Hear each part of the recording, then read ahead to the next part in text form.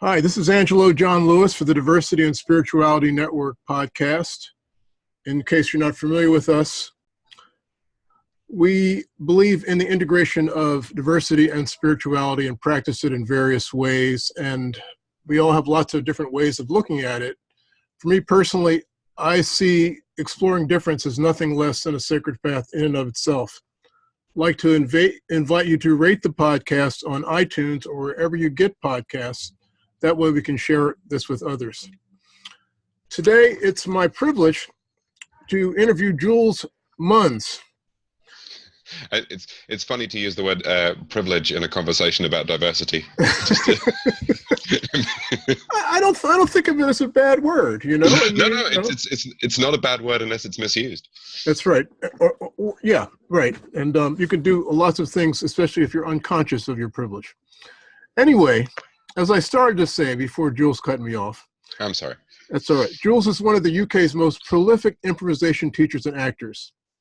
He's the artistic director of the Nursery, which is a London-based improv theater that also offers classes on improvisation. He's also the founder of the Slapdish International, which is the UK's longest-running festival of improvisation. And he's also a member of Maydays, an award-winning improvised comedy and theater company. He's performed and taught the craft of improvisation at festivals across the UK and in countries including the US, Pakistan, Canada, Germany, Ireland, Italy, Portugal, and Finland. Wow. Damn, Jules. I think that list is a little bit longer now. I mean, if you feel called to, you can add to it. But oh, no. That just sounds like boasting at that point. Anyway, in honor of the kind of the confluence of comedy of improvisation, which we may or may not get into, I have worn this hat, which probably you cannot see. What does it say, Jules? Can you read it? It says, "It is what it is." It is what it is, and no one can argue with that. Nope. But anyway, I wanted to talk with you, Jules, about improvisation and spirituality. Right. But before we get to that, I want to ask my standard stock question, which is, give me some sense of your spiritual/religious background. You can take that anywhere you want. Well, I was brought up a Christian. I come from a small village about an hour and a half to the southeast of London on a train. So I started as a child. I was taken along, and I used those words specifically, to the church in the village. And then my mother moved to a different church, which was a couple of villages away and was a little bit less traditional. It was what you might call guitars and tambourines kind of place. You got a phone call coming in there. That's all right. Okay. I'm just going to, I don't know what to do. Anyway, I need to mute this. How do I mute this? Just take the phone call, right. We'll make it part of the podcast. Yeah, right. But it's going to be somebody trying to sell me something. It's probably one of these auto things. I don't know if you're troubled by them in the UK, but I've got even apps to stop these things coming in on my phone. It's like a daily annoyance. But in any event, I interrupted your flow. No, we do have it, but then it's not auto stuff. I have people trying to sell me cheaper electricity plans constantly. So that's that's the thing that we have. Yes, my mother moved to a different type of church, which was originally in another small church, a couple of villages over, and then some of the people who ran that church split off and started meeting in a village hall outside of the official confines of the Church of England, or the official confines is the wrong word, the official remit of the Church of England. And I think as a teenager... They escaped the confines. Yeah, they escaped the confines of authoritative religion. And as a teenager, I had the very common thoughts around the Christian God and how can God be good and let these things happen, and all those kind of standard interrogations. And I wouldn't consider myself Christian anymore. As we attempted to record this podcast before, but there were technological issues.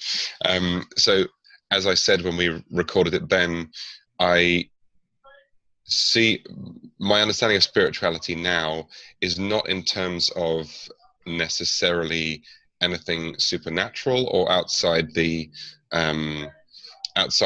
physical reality that we live in, but is in terms of the transcendent feeling and quality that you can get from cooperation and community with people normally immediately in a physical space. So for me, that's where I find spirituality. I often say that for me, improvisation is like a meditation. It's about presence, it's about immediacy, it's about connection with yourself and with what's happening, which is why your hat is bang on target for me. We can not worry talking about improvisation and spirituality. Just put a picture of your hat online, and that's to me as profound as anything that we're going to say today. So that's where I locate my spirituality. Not entirely in improvisation, but in that feeling of being, I think there's an Aristotle thing about the 3 levels of happiness, and the highest level of happiness is to have your talents used at the service of something which you believe to be greater than yourself. And I find that a very, very rich and lovely quote. I found it originally in Csikszentmihalyi's book on flow. I'm sure I'm pronouncing his name wrong. I apologize for that. So that's my spiritual background or thing. What about yourself? Wow, he's turning the tables on the interviewer here. Well, I realized that we never had that. We sort of jumped past a lot of the when we met at the conference. We jumped past a lot of the who are you, how you doing questions, and jumped into some profound stuff very quickly. So I never asked that. Well, I'm delighted that you asked, and I'm going to shorten it greatly. Like yourself, maybe not like yourself. I didn't grow up into any kind of religious tradition, and as you know, we should separate it out, the difference between religion and spirituality. And I'm talking about religion. But my parents wanted me to go to a better school, and in the United States, the cheapest way to do that was to go to Catholic school. Right. In those days, you had to pay just a little bit of money, and you had to be a Catholic. So that meant that I went through the whole conversion process, which stuck for about a year, I think, and then, like a lot of people in the 60s and 70s, which is where I sort of came of age, I started looking at other different aspects of spirituality, or other different aspects, I should say, of religious practice, Buddhist meditations and things like that. And now I guess I will call myself a spiritual nomad, so questions about what it means, how does one practice it, these are things I kind of make up, and I kind of settle into a kind of a pattern. I guess I have it. That's kind of a very, very short answer to your question. And I think, the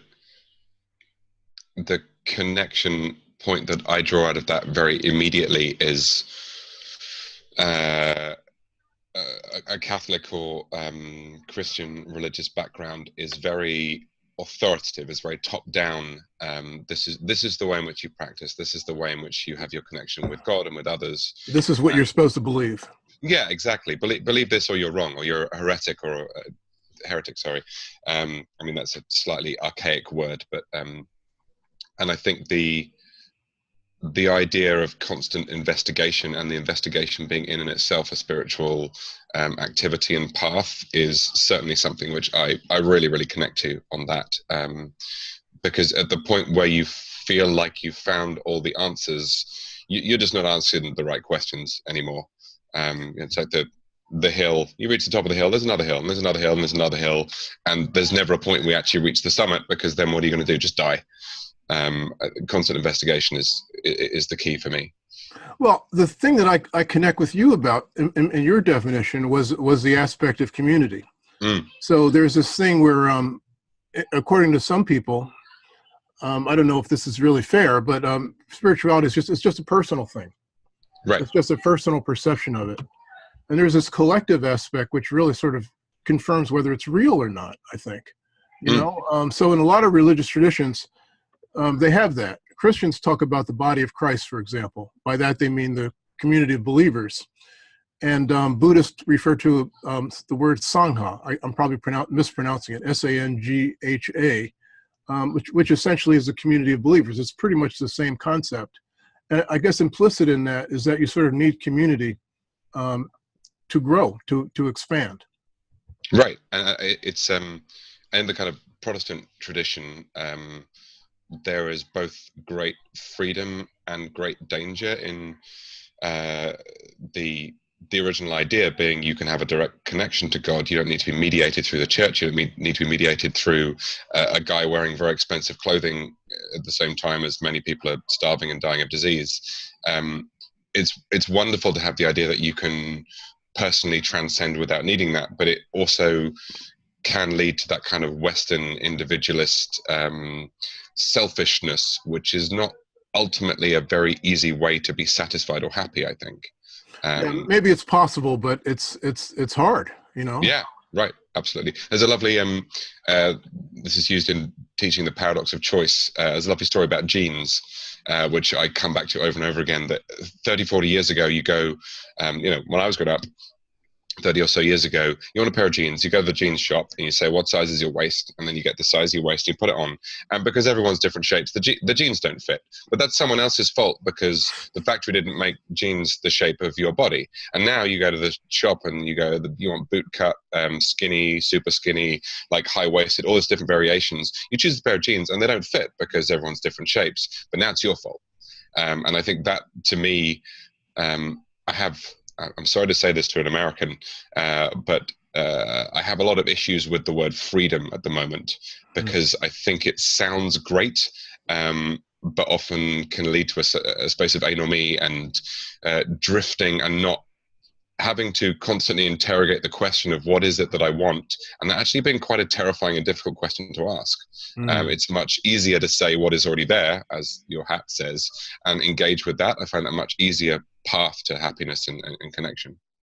I wanted to sort of get in a little bit about your background with improvisation, but I think I want to ask the question a different way. What is it about Jules? Wait, you haven't heard the question now. So there's this thing called improvisation, which you do. Mm-hmm. How does it fit your personality? Oh, that's an interesting question. So by nature and by upbringing, I was a bookish kid. I was a solitary kid. I found school up to a certain point. I found school very easy. So that image of myself as someone, initially I thought that I wanted to be an academic and was drawn to the romance of the idea of sitting in a library and thinking great thoughts and studying the great ideas of history and all that kind of stuff. And while I am still pretty bookish, the thing that I found was that I can't be that long by myself. And while I do have some degrees of social anxiety, and I find large groups of people challenging, I also find those situations absolutely necessary. So when I was at drama school, when I first did improvisation, I was familiar with it from the TV and from a couple of theatre shows. But when I first did it, I found it absolutely terrifying, panic attack inducing, horrible sort of cold sweats, heart rate going up to, I don't know what a high heart rate is, but hundreds and hundreds. So for me, the interest in improvisation was, this is not my self-image, this is not how I normally am, this is not my easiest way of interacting with the world, but it is incredibly satisfying. And part of the lovely thing about improvisation is whatever your character is, there's a sense of the constant conquering of the self, the constant transcending of the self, the constant defeating of the demons inside your own heart and mind. So for me, improv is the opposite of everything that I should have done with my brain or expected to do with my brain. And now, even though I spend all of my life doing it, it's still something where I wake up and think, this is not what anyone who knew 15-year-old Jules would have expected. So it's something around maybe the idea of that the mask and the shadow, that improv sits in the shadow place, and there's a lot of power in the shadow place. So last time we attempted to do this, I think it was very successful in all but the technology, I think. Oh, you're kind. I didn't feel that way. Anyway, I told myself I wasn't going to prepare, but this time I'm deviating from that a little bit. Okay. And what I want to do is I want to take apart this word spirituality and take and actually apply that to improv and see sort of where it fits. And before that, I want to leave with this quote that I found by E.B. White, the famous humorist. He says, "Analyzing humor is like dissecting a frog. Few people are interested, and the frog dies of it." Yep. Nonetheless, we're going to try. Sometimes it's useful to know what you're talking about before you start. And it's important to say that, it's a great line. It's a very, very, and it's a true line. But you don't get to understand frogs understand frogs entirely by not having some die along the way. So some frogs are going to die in order for us to understand how frogs' muscles work, and pour those frogs and pour those jokes. But sometimes it's necessary to dissect. So there's this guy whom I don't know named Ted DeMassans. I think that's how you pronounce it. And he's an improviser based in the US, I believe. And one of the things he did with one of his colleagues is he brought a bunch of people together that were improvisers, and he asked them to look at this connection between spirituality and diversity, or spirituality and improvisation, sorry. And the way that he started doing this was that he tried to get a consensus as to what spirituality meant. So he had maybe 7 different characteristics. And what I'm going to do is to read them one at a time. And maybe you can tell me if you see a contact point with improvisation. Right. I'm going to write these down so that I have them in my memory. All right. So so I'll do them one at a time. One is a whole person, which is that in spirituality, there's a sense of attempting to include your whole self, which is the chosen and the giving, the presentable and the shameful, which doesn't sound like a great explanation, but anyway, that was part of it. I'll just read them, and then we can go back. We can go back them, or you can just talk. You can just sort of riff off the whole thing. And the other is practice. So just as you practice your craft of improvisation, most people that are, I guess, seriously about the spiritual path, they have something that they do on a regular basis, which helps them ground it or help them get a sense of the transcendent or whatever it is that they're looking to achieve. And the next is awakening, which is the experience from the trance of separation. I love that phrase, the trance of separation. Consciously choosing to bring which is laid dormant to life. And the next was feeling, which is a subjective experience that includes thoughts, emotions, body, heart, and mind. Then there was expressing, giving voice to joy, despair, wonder, curiosity, and whatever else one finds inside. And this is one that we've talked about, which is connection, recognizing that our lives intertwine with our world and many others of it.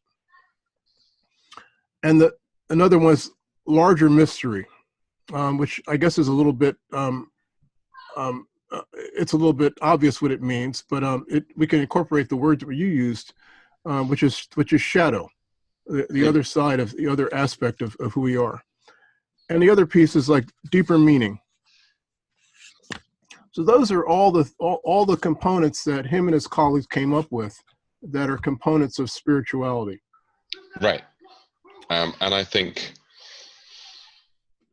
looking at that list, there is nothing which, if you told me this was a list of things which someone had connected with the idea of improvisation, I wouldn't have clocked anything as being strange. It feels like it's a perfect description of how improv works as well, because one of the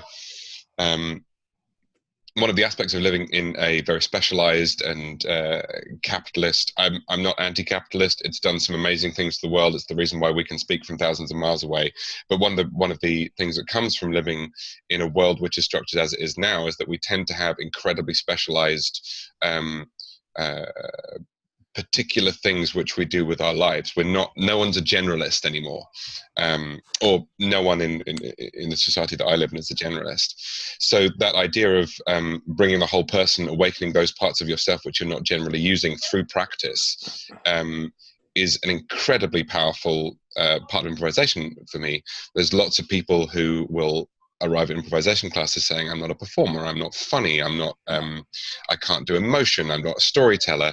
And we all have all of those possibilities inside ourselves. And of course, some people are better at some things than others. What you do regularly, you get better at if you're doing it right.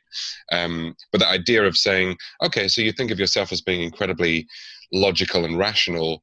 How about you just be emotional for this evening? It's really powerful. It's really liberating in terms of the satisfaction of the process. And it's also very powerful to have the ability to choose where you sit on a scale, rather than always be stuck in the same place. So all of that's this kind of the first three. Feeling, expressing, and connection to me are three aspects of the same thing. In order to feel, you must be connected, and if you are connected and feeling, it would feel strange if you didn't express. This idea that we, it's a very British idea, but has some place in American culture as well. And my knowledge of it, I have many great American friends, and I've been there a few times. But it's 300 million people. I'm going to be careful of generalizations. The idea of holding back your emotions, not expressing them, not expressing parts of yourself which are present, is, I don't think very many people would disagree with you, not a good idea. Of course, there are negative things, or of course, there are times when you want to make the smarter choice, not the most pleasurable choice, but those three things are all aspects of each other. And in terms of larger mystery, to me, I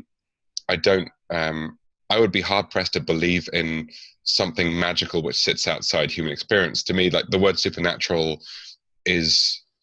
oxymoron. How can it be supernatural? Exactly. If it's supernatural, if there's something which falls outside the rules of science or physics or chemistry as we understand it, that's because our rules aren't good enough yet. Right. I very much doubt that we're going to discover that there are ghosts sometime. But if we suddenly discover that ghosts were a real thing, that'll be because our description of the physical world is not good enough.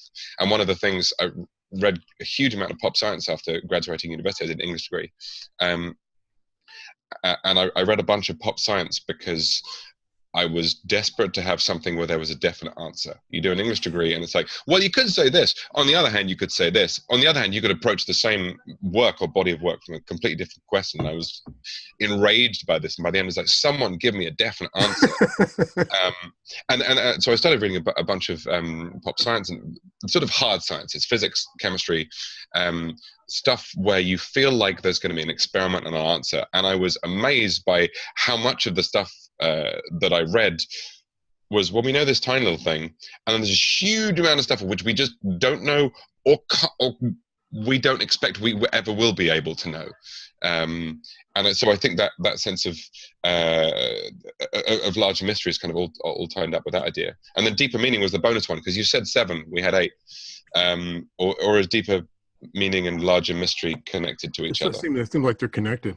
It does seem like they're connected. To me, I'd locate that larger mystery, deeper meaning thing, not in the supernatural, not in anything which is outside, but in a sense of connection and community with other humans. We're very proud of our big brains, but as a species, we didn't conquer the world because we can think really well. We conquered the world because we can use that thinking to cooperate. A lone nut who lives in the woods is a lone nut who lives in the woods. It is hard to human progress, human ideas, human civilization has been built on each little person doing their little bit. And then sometimes one person who put the final kind of cherry on one particular idea cake gets a lot of credit for it. But nearly no discoveries that I've ever read about were made by one wonderful person who did everything from scratch. It's all standing on the shoulders of giants, to use the Einstein phrase, isn't it? So to me, this is a great description of spirituality, which I will definitely take away and use in this context. But it's sort of a description of a healthy human, sort of being fully human. Right, exactly. Which I guess is what, to me, spirituality would mean, because I don't place that supernatural umbrella above it. Yeah, I like you were talking about at one point as an academic English major, you were trying to find the answers to something, and that was kind of like that was the paradigm. That's what we're trying to do. We're trying to find the definitive answer for something, and that is one of the more interesting traps that I myself have experienced. in my spiritual quest, I was at a place where I was just looking for it. I came into a kind of I guess I call a rational way of looking at spirituality, and then I had an opportunity to live in a Japanese dojo. Oh wow! And before that, prior to that, it was like in the tradition I was in, it was all these sort of diagrams that kind of explained what yin was, what yang was, and how it all fits with relationship to diet and to life or whatever. And when I got to Japan and living in the dojo, I realized that the people that were they were involved in the tradition, they didn't do that. Right. In fact, they were not sort of cognitive or right-brained at all in a certain sense, in terms of what they considered a sort of search for truth or whatever, or meaning. Yeah, that's an academic external description of the thing rather than the experience of the thing. Exactly. Yeah, absolutely. Yeah. And I think to me that's sort of the same. It's not sort of the same. I used to do a lot of martial arts when I was younger. I did a lot of karate and jiu-jitsu and kabuto, and so I really connect with that idea of you can't understand the thing by looking at the thing. You have to be doing the thing. Yes. And you have to suspend parts of your brain which instinctively in the Western Protestant materialist tradition we think are the correct way to understand things. So in Greek, I'm going to pronounce this wrong as well, there's the word knowledge separates into two branches. This is my understanding of it, and hopefully one of your listeners will correct me if I've got this hideously wrong. There's techne and episteme, and one is the understanding of how something works from the outside, and one is the lived experience of being able to do it from the inside.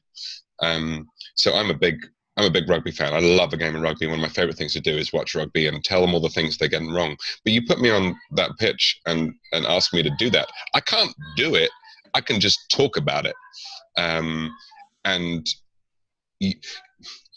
it's interesting now I'm thinking about that with sportsmen or sports people, to avoid the gender there.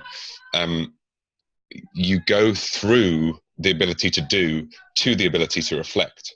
You play, and then later you become a coach or a teacher because you have done. I don't think anyone would take anyone seriously who hadn't done the thing as a coach. If I'd say, hey, I'm a rugby coach, I watched a lot of rugby, I can tell you how that works, no one's going to listen to me in the slightest, and nor should they.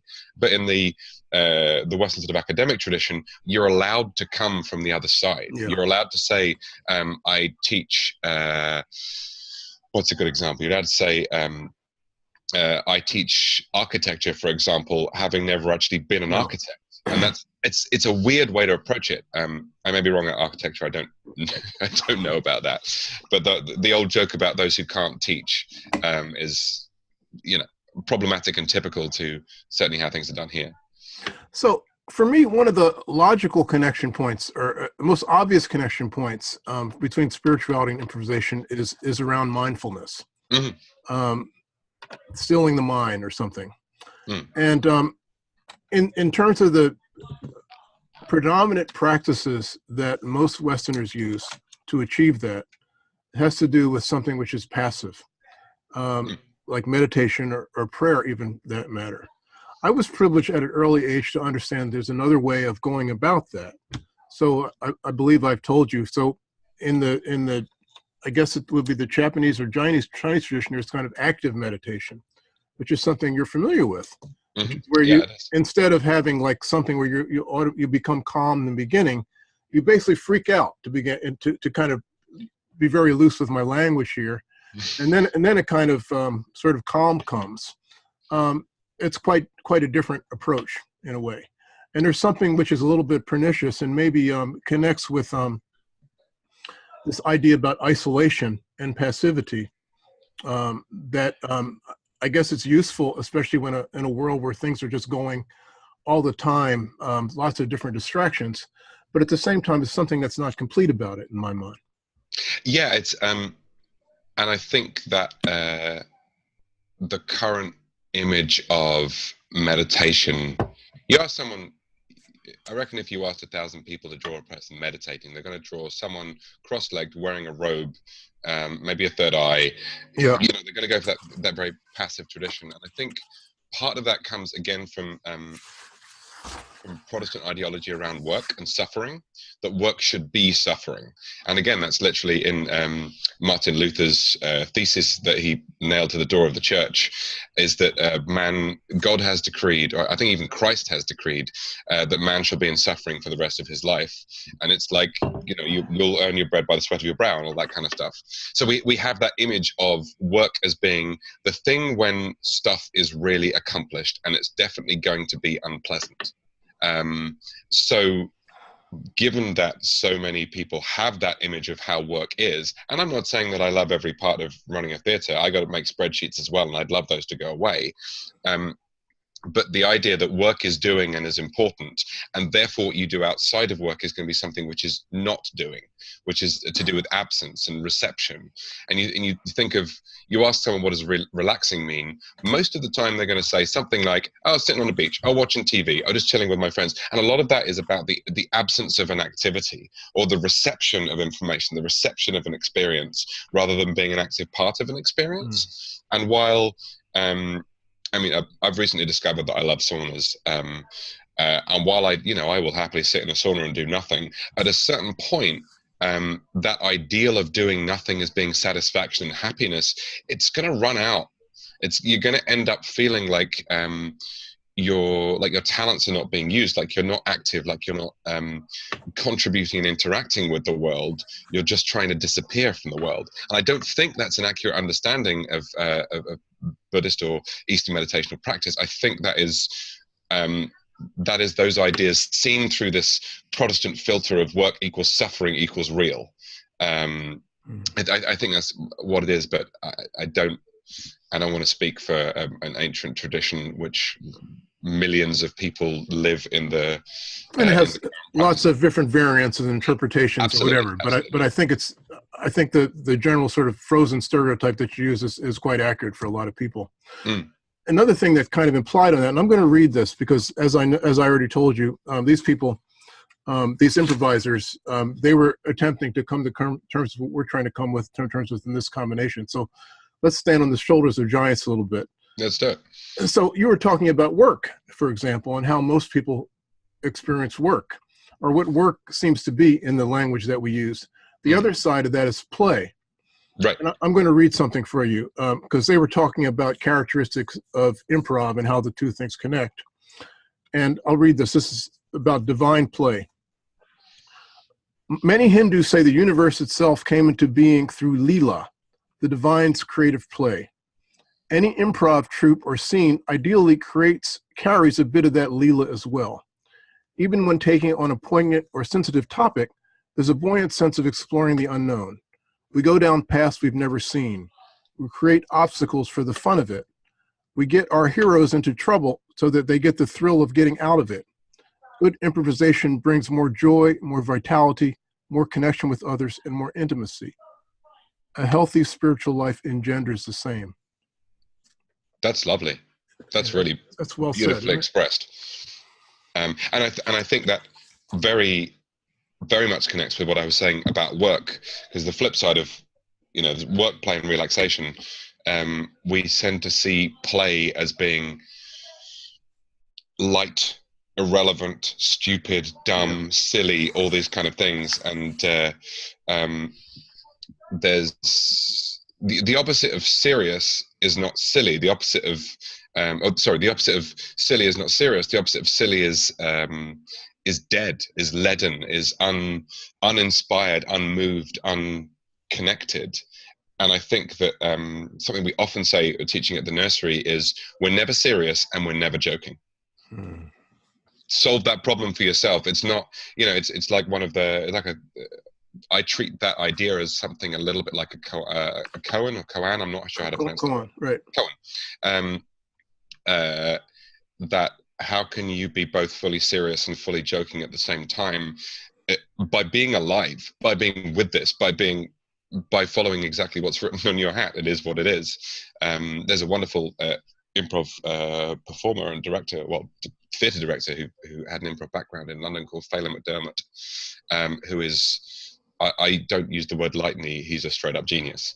And one of the things that he said which really struck me kind of early in my improv journey was, you can argue with reality as much as you like, you'll always lose, which I think is absolutely beautiful, because that to me gets to the heart of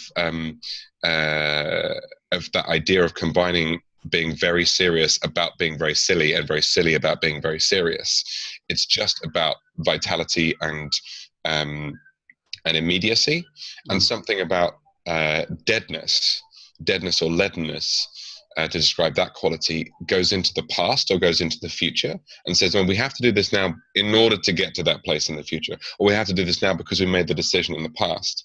And of course, you've got to have your pension, and you've got to decide not to take up heroin because it's bad for your body. It's, of course, you have a sense of the past and you have a sense of the future, but again, in the Western Protestant capitalist model, we tend to spend our whole time going on the past and living in the future, and the sense of immediate presence, which to me is where spirituality lives, just gets squeezed out. You're so busy. It's possible to be so busy organizing your life that there's never any space for the life to actually happen in the middle. Talking in very abstract terms, but no, that's right. That's just that. I mean, that's where it is. It's interesting. I mean, one of the things I wanted to just explore with this, because we could talk about this for a while, is this notion of the shadow. Because most when people talk about spirituality, they usually mean something light and pleasant and happy, and that's all there is. So that when some sort of difficulty comes up or something like that, it's difficult to integrate that perhaps into that sort of paradigm, what being spiritual or being on the journey means. I'll read you something else. I'll just have you reflect and respond to it. These people are talking about the shadows from the same group. Psychologist Carl Jung suggested that integration in the shadow, the hidden, disowned parts of ourself, might prove the greatest challenge of an individual's spiritual life. If left in the darkness of repression or denial, the shadow can leak out in dangerous ways, either through projection or return hostile to those who demonstrate the parts of ourselves that we'd rather deny, or through more immediate destructive rapture, like when a public figure loses his position, getting caught in the act he's decried for years. As the poet Robert Bly has written, every part of our personality that we do not love will become hostile to us. If we're integrated and brought to light, however, shadow can bring greater power, depth, confidence, and even peace. It restores wholeness. So, I guess two-part question: how does one come in contact with the shadow through improvisation? And I guess the second was just a larger question: how do you? What's your reflection on what I had to which I just shared? To answer the second question first, I don't have a lot to add to that. It's beautifully put. In terms of the how question rather than the what question, we tend to have a strong image of how we are emotionally, psychologically, intellectually. What kind of person are you? I'm decisive. I'm whatever words you use to describe yourself. And while those images of yourself may be something which would be statistically true if you were to place yourself in some kind of scientific test, that doesn't mean that you have to be. If you are someone who considers himself to be super decisive, and then you're faced with a decision which you can't decide on immediately, that can cause a crisis of your kind of wholeness of self. Why am I not? I'm the decisive person. Why am I not? How am I not? This is not how I'm meant to be. How do I? And so you get a kind of fragility of self-image. And because what you're doing in improvisation is constantly playing other characters, other aspects, other bits of humanity, other emotions that you don't normally explore, you get very, very comfortable moving to a lot of different places on any given scale. And by having gone there, you're not scared of interacting with those feelings, attitudes, parts of yourself when you experience them. I'm going to put quote marks around this, in real life. IRL, right? Yeah, IRL, exactly. So I think that's, to me, that's the way in which the exploration can happen, because you're liberated by the distance of art. I'm playing a character. I'm playing a character who has a hell of a temper. That enables me to stop being scared of that bit of myself. And that's what, Jung was talking about with integration. There's another lovely Jung quote about the mature, I'm going to get this wrong. It's something like the mature part of, the mature personality is that which embraces both ends of every spectrum. And I find that a very rich and lovely way of approaching this. It's a sort of a, not summary, but definitely strongly connected to the Jung quotes that they were, or the Jung ideas that they were mentioning there. So to me, that's the opportunity. It's the opportunity to, within the self, play with that which is more than the self. And then when it returns, it's not a big deal. You went through the journey through the underworld and came back with gold.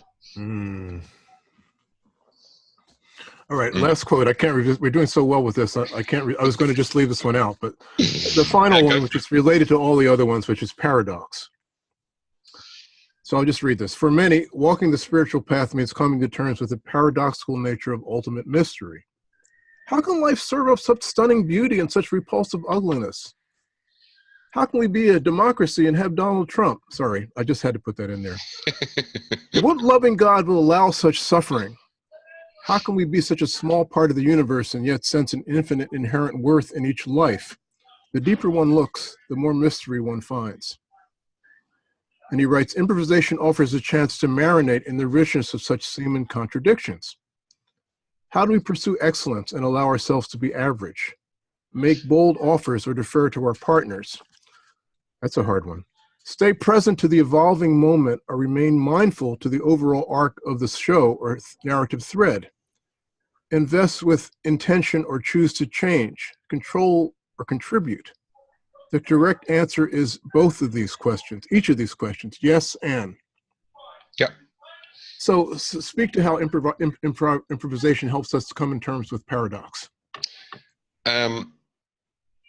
All of the paradoxes described in that quote, it sort of feels like coming back to that Phelan message: if you can argue with reality as much as you like, you'll always lose. When you say, how can God be just and merciful and loving and also allow all these things to happen in the world? It's like, well, it's the how is sort of less important than the fact that that's how it is. That's what it is, right? Yeah, you just, yeah. Exactly. I was just saying, it's all about your hat. You can, when you start to ask those how questions, and of course, it's important to engage with ways in which to improve your own situation and the situation in the world. And we've avoided Mr. Trump so far. Let's keep him well out of this conversation because he doesn't get to go in something around spirituality. Again, we tend to conceptualize an understanding of the world in binary, black and white, true and false, real and unreal, morally right and morally not right. And those things, they mostly don't exist in nature. They're human constructed ideas, which are useful ways to navigate the world. But as soon as the world prevents you from, how do I phrase this? You've got the way that you used to, you've got the language and the ideas you use to describe the world, and you've got the world itself. You've got to prioritize the world itself. And if the language and ideas you use to describe the world are incomplete, then they're just incomplete and not doing the job yet. Because the idea for me to pull out the improv example from that quote, how can you keep an eye on the larger arc of the show while still being present in the moment? Because the larger arc of the show should always serve the moment, and the moment should always serve the larger arc of the show. If I'm feeling like I have to jump through hoops in order to make this show work, then I'm quitting that show, because that's not an improv show anymore. That's a circus trick. But if I have the sense of knowing how the rhythm of a scene, the emotion of a scene, the events of a scene can serve a larger purpose, but also how those larger purposes can serve and inspire the scenes which I'm creating, so that the arrows are going in both directions, then I'm gonna be good at improv. But if I decide to prioritize one over the other, it's going to be either a shit show or a shit scene. Excuse my language. So yeah, I feel like those questions, while I understand the impulse to ask those questions, it just always, it just comes back to your hat, doesn't it? Yeah. It's what it is. Like I said, just put a picture of the hat online. There it is. That's the thing. There it is. So final question, Jules. So a little bit put you on the spot, but maybe not unduly. You and I, as you know, and another person, we're actually talking about doing an event around spirituality and improv. Yeah. What would you hope people to get out of such an event?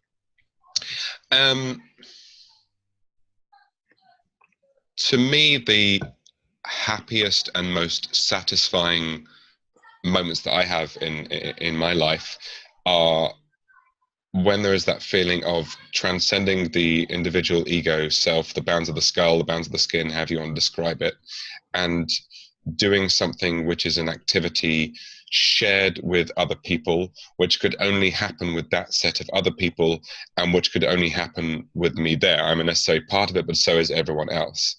And to me, that's the wonderful, extraordinary moments of improv, are the points where you feel like, I don't know where that came from.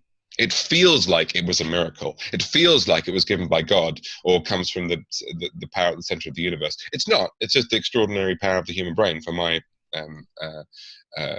money. But it feels like that.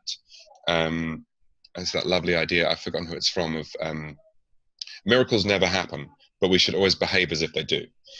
So, which I really love as an idea. So what I would like people, the experience that I would like people to have for the event that the two of us and Fiona are looking to organize, is of having been so intensely and closely in cooperation with the other people who are there, that you sort of forget the self for a moment and then come back out the other side. And I think that's an essential thing. There's a rhythm of self to group. You can't stay wholly, entirely in the group forever. That's psychologically very damaging. But coming out the other side and feeling like, oh wow, these people were strangers 2 days ago, and now they're people that I feel like I know the very insides of their brains in a certain way. But I will probably change my opinion on that 7 times in between now and when we run the event. Also, that all sounded very worthy. I want to have a hell of a lot of fun. There you go. I want us to laugh until our sides hurt and go, oh my God, did you just say, oh, I love people surprising themselves. It's wonderful to surprise each other, but people surprising themselves is one of my favorite things when I'm teaching. Jules, this is wonderful. Now, if people wanted to get in touch with you or the Maydays, what would be a good way to go about it? The Maydays website is themaydays.co.uk. I'll put that in the show notes. Great. And I also, as you said, I'm one of the artistic directors. You said I'm the artistic director. I'm one of the 3 artistic directors of the nursery. We're at thenurserytheatre.com. We have our theatre in the city in London, as in the financial sector, which I'm looking at right now across the river.